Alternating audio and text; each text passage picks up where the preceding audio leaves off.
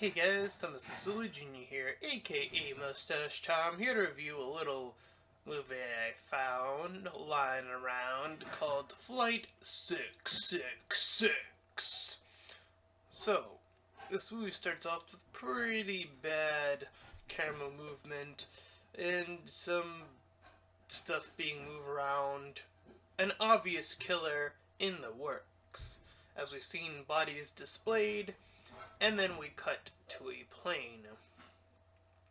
So everyone's told to be seated as this flight is currently in the middle of a storm. Meanwhile, we see some of the passengers talk it out. This one couple talk about the guy's parents. His name is Brian, and the wife is Danny.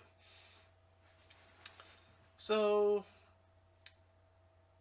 this FBI agent meets Anna, who is another person on the flight. We also meet Alice, who's an attendant, and she's checking in on this guy whose name I never really caught in the movie, but he starts freaking out when he sees a figure outside of his window. So he goes to the restroom and he sees something appear in the mirror to be some sort of woman-like figure, so he freaks out some more. So, at this point in time, the air marshal restrains him, and Alice grabs some medication to calm him down.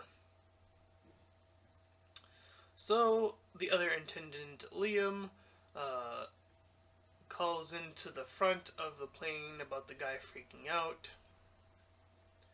and this causes Danny to talk about her experiences in the past about seeing a ghost.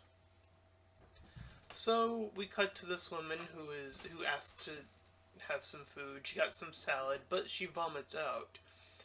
So when it is checked in on the other salads, it shows that they're all worms and it's all infested. So they have to throw all the rest of that food out. Shortly after that, they get cut off from getting any help from the ground. So the lights go out and the plane starts to drop. But the co-pilot and pilot are able to level out the plane. Liam, the attendant, goes through the plane, making sure everyone's okay. One of the women bumps her nose, so she goes to the restroom with the hurt nose, and eventually she starts freaking out. Meanwhile, the FBI or marshal guy talks to the freaking out guy, saying, you better not do anything. Yeah. So, the only name I can give this guy on my notes is the big black guy. He's bald. That's the only other descriptor I can give him, unfortunately. But he checks outside to see that there is a ghostly figure indeed, but he keeps it to himself for the time being. So, the marshal talks to the freak out guy a bit more. Oh, I already read that on my notes. Whoops. Anyway, so the pilot, we cut back to them, is trying to calm down the co-pilot who's starting to freak out about what's going on. Meanwhile, the other attendant, Alice, almost sees the ghost figure herself, but misses out on it. And the lights go out some more. The woman who went to the restroom next sees a mark on her neck. She starts to see she's injured, but when she's not really, it's all hallucinated by work. But she's pulled into the cargo hold from where she is, and then is pulled back when the marshal goes to check in on her, and she starts freaking out. So Brian's wife Danny also starts freaking out, and everyone else starts to try to talk to each other about what this whole potential ghost situation is, and they calm each other down, saying it's more likely a malfunction on the plane's part. But to no one's suspicion, murder gets written on the window that no one sees. So the freak out guy tries to break free, and the marshal quickly stops that from going on. So Danny, Brian's wife, starts to hear voices when she puts on her headphones.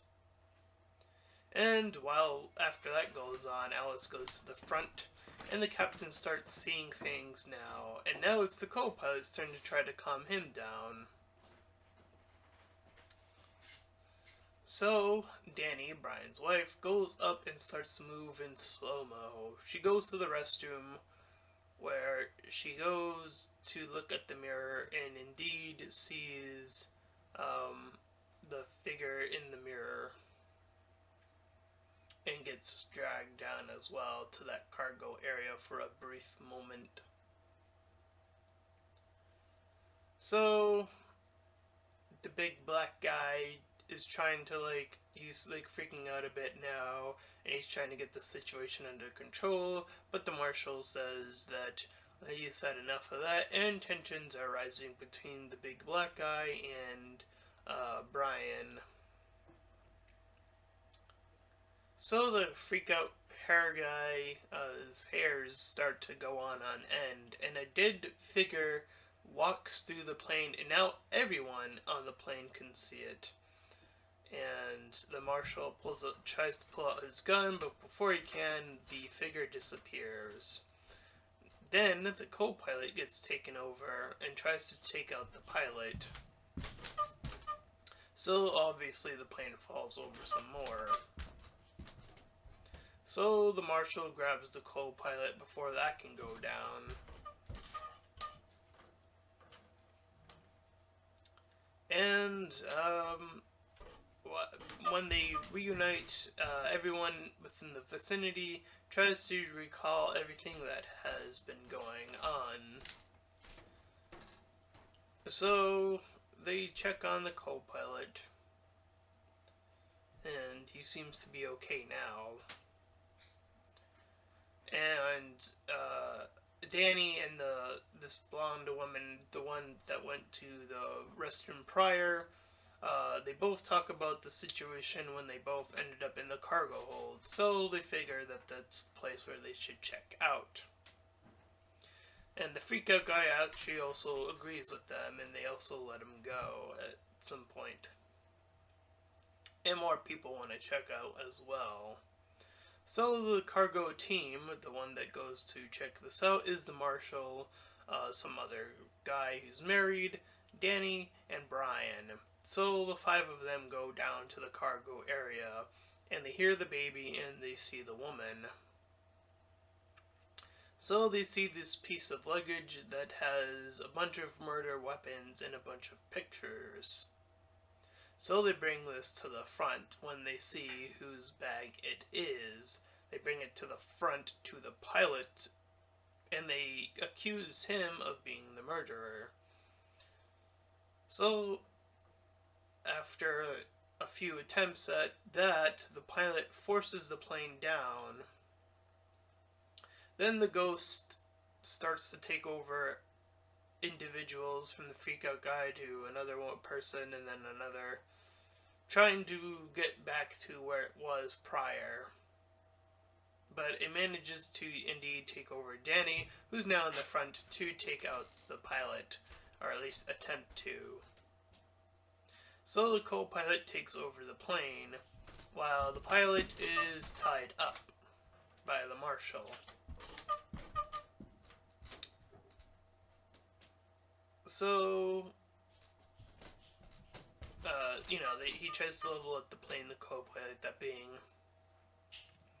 And the dead baby and woman appear, and the other ghosts appear as well. There's, technically, I guess, 4 of them. And they are all looking at the pilot, and he eventually starts confessing after a brief moment of that going on, and they disappear. Then the pilot and marshal fight over this gun that the marshal had. So Brian comes in with the assist to the marshal, and then the pilot knocks the marshal out and grabs Danny. However, the ghosts return after that. After the pilot is like letting them go. So they torture him some more, and then he grabs his gun, and then he shoots himself dead. The ghost vanish from the scene, and the co-pilot is able to crash land the plane, and everyone else is assumedly allowed to leave the plane as the movie ends. And that was Flight 666. The acting was a bit hokey, and the possession itself was, I would assume it's low budget. And whenever the people get possessed, it's pretty, again, hokey. The characters are pretty basic. I didn't know quite a few of their names. And, beyond personality-wise, there were probably too many characters here for them to really establish most of any of them, other than one basic essential thing. When I saw the name, I assumed that this was going to be more devil related, only to find out that this was instead more murder reveal, like, to this one guy that was doing this kind of ordeal. So the name's kind of misleading a little bit as well. So I'm going to give the movie a 3 out of 10. It's not that great. And that is my review of Flight 666. And if you enjoyed this review, then please feel free to like, comment, and subscribe. Also make sure to check out that link in the description or head over to my Patreon page, and any donations are greatly appreciated. And until next time, everyone, bye-bye.